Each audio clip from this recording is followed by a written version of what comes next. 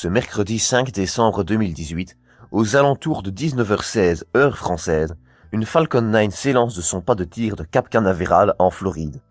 Comme d'habitude, le premier étage doit être récupéré quelques minutes plus tard. Sauf que il va falloir qu'on prenne 5 minutes pour en parler.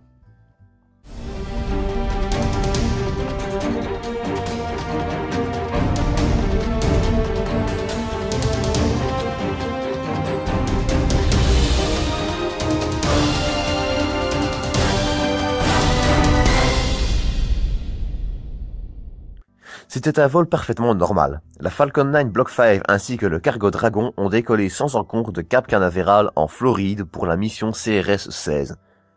Le lancement est un succès et le vaisseau cargo Dragon continue son chemin vers la Station spatiale internationale sans encombre. Pendant ce temps, le premier étage entame sa réentrée sans aucun problème apparent. Un premier coup de stress a lieu pour les spectateurs quand un anneau blanc semble tomber de la Falcon quelques instants avant la réentrée.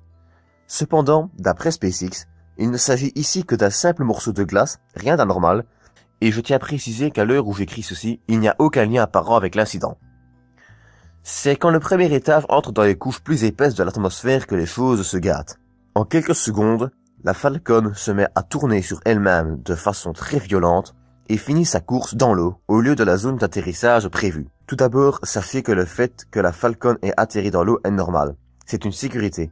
En effet, durant son landing burn, si tout va bien, la Falcon effectue une légère correction de trajectoire afin de se poser sur la piste et de l'éviter afin de ne pas l'endommager en cas de problème. Comme l'a souligné Elon Musk, l'atterrissage est considéré comme critique pour la sécurité au sol mais pas pour la mission. D'après Elon Musk, la panne serait due à l'un des grid fins, ces 4 petits ailerons que vous voyez ici, qui aurait eu un problème avec son système hydraulique. Elon Musk a également précisé que désormais, les prochaines Falcon 9 seraient équipées d'un circuit de secours afin d'éviter ce genre d'incident. La bonne nouvelle, c'est que la Falcon semble encore utilisable. En effet, malgré son amérissage inattendu, celle-ci continuait d'envoyer des données de télémétrie, ce qui indique qu'elle est encore relativement en bon état et pourrait être, selon Elon Musk, réutilisable pour des missions internes à SpaceX. Dans tous les cas, cet incident rappelle qu'il n'est pas banal, bien au contraire, de faire atterrir un lanceur spatial sans encombre.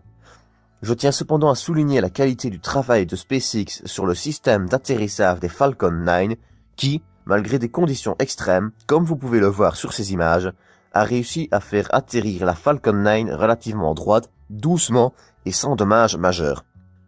C'est tout pour cet épisode, j'espère qu'il vous aura plu, il était un peu plus court, j'en suis désolé, mais malheureusement pas beaucoup d'informations. Le prochain sera plus long, c'est promis. Je tiens également à signaler que j'animerai le compte Twitter @comeci-comme-ça du 17 au 24 décembre. Je ferai bientôt une vidéo annonce pour en parler plus longuement. Le lien sera dans la description, n'hésitez pas à les follow à l'avance. Je suis aussi désolé si ma voix était un peu différente de d'habitude, mais j'ai mal de gorge et j'ai dû tourner cet épisode assez à la dernière minute. Dans tous les cas, j'espère qu'il vous aura quand même plu. Quant à moi, je vous dis à très bientôt pour un prochain 5 minutes pour parler.